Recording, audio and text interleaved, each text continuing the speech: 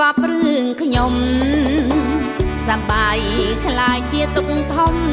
គក់ទ្រង់ក្តៅងំយំរកត្រានត្រើយច្រើនឆ្នាំកន្លងបងរៀបការហើយប្តីអូនឲ្យយកប្តីក្រោយយំគ្មានចម្លើយឆ្លើយប្រាប់នួនល្អងធ្វើបន់មួយវេសណ្ដែកមួយគូជំរាំងអារម្មណ៍អាប់អួរចេះតែស្រែកសួររកប្រស្នេហ៍ស្នងពេលគេអោប្តី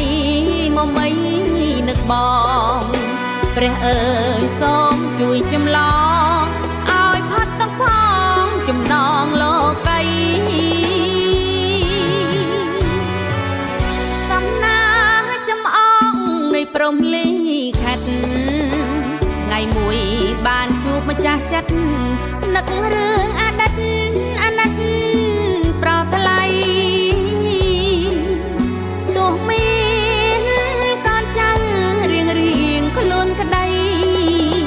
ភ្លើងស្នេហ៍នៅតែដុតស្រី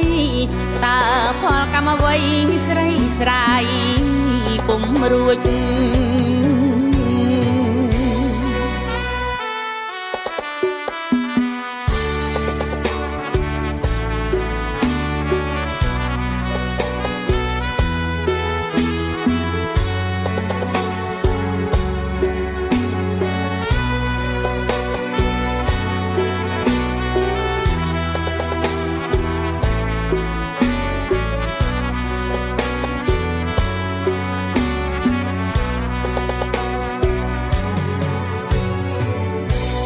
បន់មួយវេ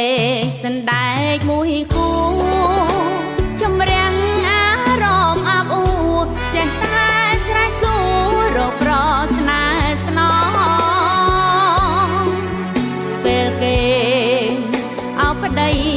មកមីនឹកបងព្រះអើយសូមជួយចម្លងឲ្យផុតទឹកផងចំណងលោកី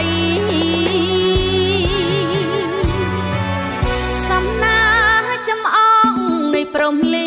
ខិតថ្ងៃមួយបានជួបម្ចាស់ចិត្តនឹករឿងអតីតអាណិតប្រថ្លៃទោះមានកូនចៅរៀងខ្លួនក្តីភ្លើងស្នេហ៍នៅតែដុតស្រីតើផលកម្មអ្វីស្រីស្រាយពុំរួច